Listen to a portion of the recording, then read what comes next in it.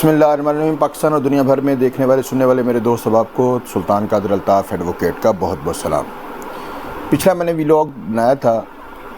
कि पाकिस्तान में court marriage कैसे होती है। उससे पहले मैंने दस्तूर पाकिस्तान के ऊपर एक कम्प्रिहेंसिव वीडियो बनाई कि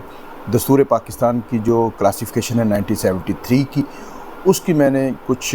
तकसीम कार अबवाब वो मैंने अपने नाज़रीन को शेयर किए थे, जो कि दोस्तों को बहुत पसंद है। क्योंकि ये कानूनी बातें ये हमें सीखनी भी चाहिए और सिखानी भी चाहिए, क्योंकि लाइल्मी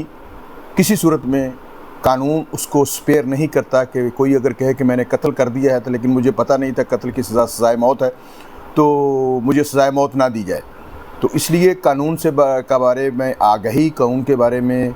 इल्म होना ये हर बंदे की बुनियादी ज़रूरत भी है और उसके ऊपर ये मैंडेटरी भी है, फ़र्ज़ भी है कि उसको कानून के बारे में आगाही हो। अब दोस्तों का बड़ा सवाल आ रहा है कि चेक के बारे में हमें कुछ बताया जाए कि चेक, गारंटी चेक क्या होता है, और चेक अगर हमारे पास किसी ताल्लुक़ वाले और एतमादी के साथ हमारा कोई लेन देन है तो उसको हमने कर्ज़ दिया, उसकी वापसी के लिए उसने हमें चेक दिया फिल करके, साइन करके, जब वापसी का वक्त आया तो फिर उसने जो है ना वो मिस कमिटमेंट की, वो पैसे हमें वापस नहीं किए, तो हमें कोर्ट के पास हमें जाने के लिए क्या हमारे पास रेमेडी है। और इसी तरह दूसरी साइड से कि किसी ने किसी को चेक दिया होता है तो उसके अगेंस्ट जो उसने कर्ज़ लिया होता है वो उस वापस कर चुका होता है, लेकिन गारंटी के तौर पे दिए गए चेक उसको लोग मिसयूज़ करते हैं और उसको इस्तेमाल कर लेते हैं। तो इसके ऊपर कानूनी रेमेडीज़ दोनों साइडों के ऊपर क्या है। तो सबसे पहले मैं अर्ज़ करता हूँ कि जो चेक है ये बुनियादी तौर पर ये निगोशिएबल इंस्ट्रूमेंट है। पाकिस्तान में जो इस्तेमाल होता है, पहले इसके ऊपर सिर्फ सिविल कार्रवाई होती थी, यानी कि सिर्फ आप रिकवरी सूट कर सकते थे, लेकिन चेक के ऊपर अब दोनों कार्रवाई, फौजदारी कार्रवाई भी हो सकती है और सिविल कार्रवाई यानी कि पैसे जो है ना ऑर्डर 37 के साथ रिकवरी की, वो दोनों हो सकती है। अगर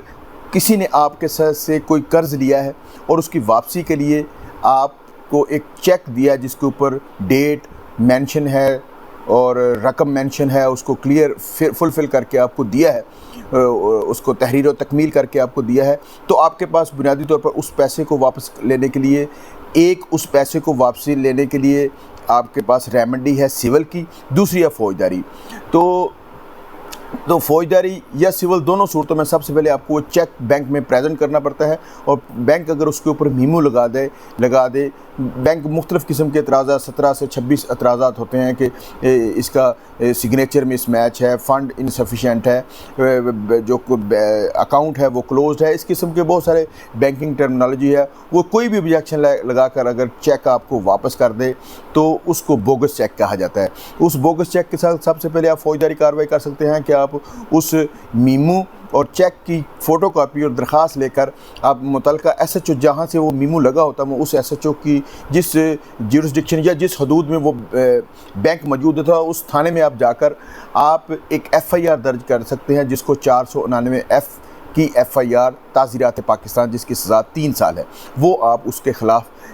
कर सकते हैं। और दूसरी जो आपके पास कार्रवाई है कि वो पैसे आपको कैसे मिलेंगे, उसकी वापसी के लिए आप ऑर्डर 37 का समरी ट्रायल कर सकते हैं। वो 6 माह में डिग्री हो जाता है। वो समरी ट्रायल है, वो सिविल केस की तरह लंबा केस नहीं चलता, बल्कि एक शॉर्ट से केस चलता है, और उसमें ऑर्डर 37 में आपकी रिकवरी जो है ना वो 100% जो आपने पैसे बतौर कर्ज दिए होते हैं वो चेक की सूरत में वो चेक आपका बसूरत डिग्री आपकी वो पैसे रिकवर हो जाते हैं। अब इन सारी चीज़ों के साथ एक सबसे इम्पोर्टेंट बात यह है कि एक बंदा आता है, वो कहते हैं मैंने फ़लाँ बंदे से ये चीज़ ख़रीदी है, उससे मैंने इतना कर्ज़ लिया है, उससे मैंने ये चीज़ बाय किया, या किसी बंदे ने किसी बंदे के पैसे देने तो मैं दरमियान में एक ज़ामन था तो मैंने बतौर गारंटी वो चेक दिया है। तो गारंटी चेक देने का सबसे पहला तरीक़ाकार ये है कि आपने चेक जो देना है उसको जितनी भी पैसे की आप गारंटी दे रहे हैं उसकी बैक के ऊपर लिखेंगे कि ये मैं चेक बतौर गारंटी दे रहा हूँ।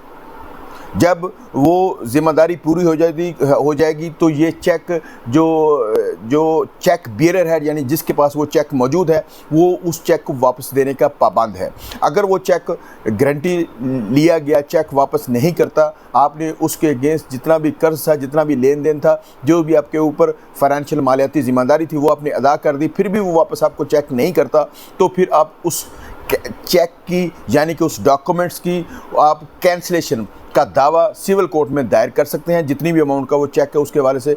उसी के मुताबिक कोर्ट फीस अवेज़ा की जाती है और वो मुतलका कोर्ट में जाकर आप उस चेक को मनसूख भी करा सकते हैं और उस चेक के ऊपर किसी भी किस्म की कार्रवाई का आप स्टेटस को यानी कि स्टे भी ले सकते हैं। तो गारंटी चेक देने का तरीक़ाकार मैंने आपको अर्ज़ किया कि उसकी पुष्ट पर ज़रूर लिखें। और दूसरा तरीक़ाकार ये है कि अगर वो फिर भी आपने किसी को चेक नहीं दिया लेकिन फिर भी वो चेक आपका कोई बंदा इस्तेमाल करता है तो सबसे पहले आप देखें कि बैंक ने उसके ऊपर मीमू कौन सा लगाया है, उसकी स्टॉप पेमेंट करवाएं। अगर आपका कुछ चेक मिस हो गया, चोरी हो गया है, किसी भी थर्ड पार्टी के पास चला गया है तो आप उस मुतलका बैंक को इन्फॉर्म करें कि उस चेक की मनसूख जो है ना कैंसिलेशन और उस चेक की जो है ना स्टॉप अमाउंट जो है स्टॉप पेमेंट जो है ना मुतलका बैंक में आप एप्लीकेशन देकर उस चेक को स्टॉप करवाएं। और फिर उसके बाद आप सिविल सूट में जाएं और उस डॉक्यूमेंट को कैंसिल करें। अगर किसी ने उसके ऊपर आपका जो सिग्नेचर जाली कर लिए हैं या आपने उसको कोई आपके उसके साथ लेन देन नहीं भी है तो फिर आप उसके खिलाफ फौजदारी कार्रवाई भी कर सकते हैं। वो 420 यानी कि धोखाधड़ी, 468 यानी कि जाली डॉक्यूमेंट्स की तैयारी और 471 यानी कि उस जाली डॉक्यूमेंट को तैयार करके किसी जगह के ऊपर वो इस्तेमाल भी कर जाता है तो फिर वो आप उसके ख़िलाफ़ भी वो मुकदमा भी दर्ज करवा सकते हैं। इन सारी बातों में सबसे इम्पॉर्टेंट बात यह है कि चेक के देने के ऊपर और चेक की वसूली के ऊपर आपने बड़ी एहतियात करनी है।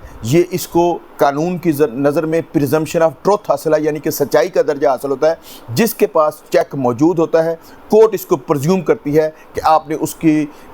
कोई ना कोई पेमेंट देनी है, आपके ऊपर कोई फाइनेंशियल लायबिलिटी है जिसके अगेंस्ट आपने ये चेक दिया होता है। तो आज हम चेक के बारे में थोड़ी सी ब्रीफ आपको बताया है। तो इस हवाले से कोई भी मज़ीद रहनुमाई आपने लेनी हो तो आप नीचे लिंक के ऊपर आप नीचे कमेंट्स के अंदर आप मुझसे राय ले सकते हैं, कानूनी जो है ना मुझे मशवरा कर सकते हैं और जिसके अगेंस्ट जो है ना मुझे खुशी होगी कि उसके ऊपर मैंने अपने नाजरीन को कुछ रहनुमाई फरमाई। इसके साथ ही हम अपना वीलॉग क्लोज़ करते हैं और